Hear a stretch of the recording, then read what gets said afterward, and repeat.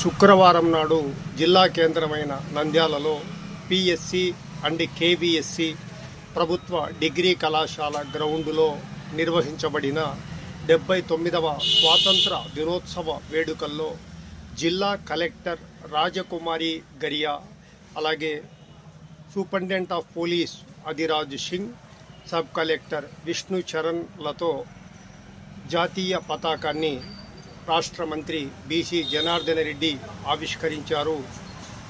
పోలీసుల గౌరవ వందనం స్వీకరించడం జరిగింది.